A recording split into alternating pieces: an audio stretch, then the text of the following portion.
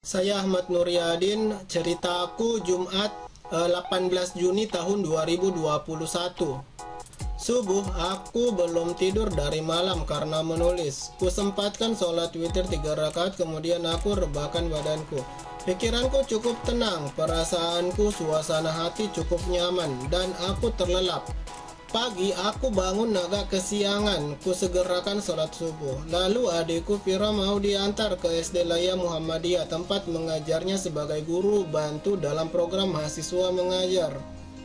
Kami sempat singgah di Railage fotokopi. Di situ aku melihat seorang wanita berhijab bercadar hitam di ATM BCA dalam Indomaret. Dia sempat memperbaiki posisi hijab dan cadarnya. Dalam perjalanan di Jalan Sultan Alauddin, aku berpapasan dengan seorang wanita berhijab bercadar hitam mengendarai motor dan membonceng 2 orang anak, satu di depan dan satu di belakang. Pikiranku, ia adalah ibu dari kedua anak itu. Ketika dalam perjalanan pulang dari mengantar adikku di Jalan Kandaya, aku melihat seorang wanita berhijab bercadar abu-abu dibonceng oleh seorang pria berjenggot menggunakan motor. Pikiranku, mereka adalah pasangan suami istri. Kemudian di Jalan Andi Pangeran Peterani dekat Menara Pinisi Universitas Negeri Makassar, aku sempat melihat 2 orang wanita berhijab bercadar hitam berboncengan menggunakan motor berjalan searah denganku. Aku sempat mendengar suara mereka bercerita. Pengaruh angin.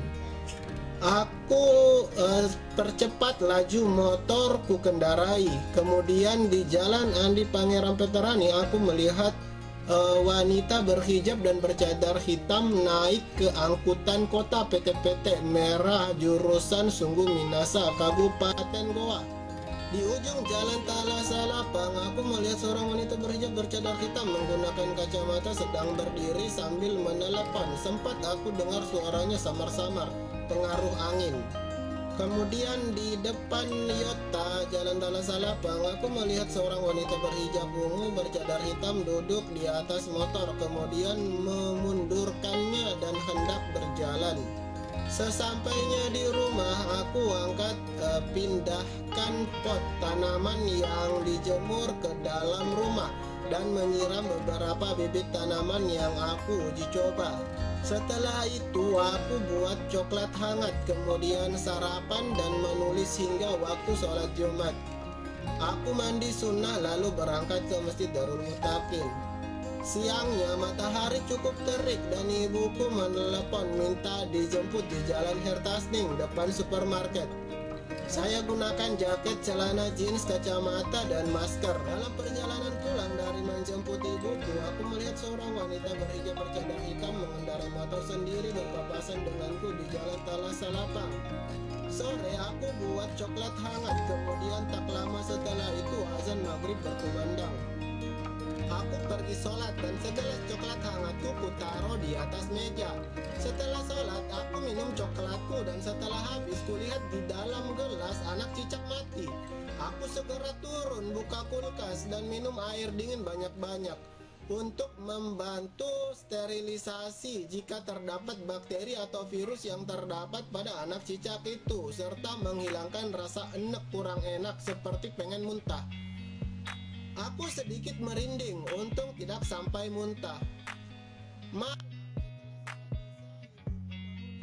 Ke rumah sakit Grestelina karena kabarnya adikku Mehmet di UGD karena sakit diare katanya.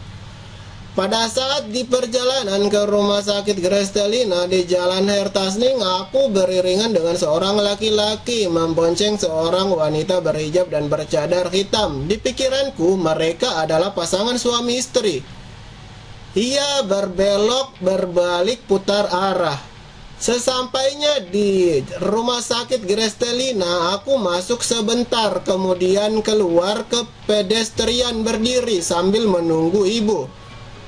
Sempat aku melihat seorang wanita berhijab bercadar hitam lewat, dibonceng oleh seorang laki-laki. Di pikiranku itu adalah suaminya. Mereka pasangan suami istri. Tidak lama kemudian adikku Indri datang. Kami berjalan ke pintu UGD. Lalu ia masuk dan aku berdiri di depan.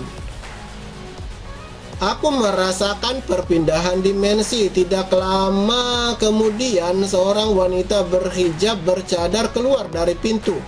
Aku sempat mendengar ia berkata kepada security. Kemudian aku menoleh kepadanya. Ia sambil berjalan dan aku tak sengaja melihat tangan kirinya. Tidak lama kemudian adikku keluar dari pintu UGD dan kami pun pulang ke rumah.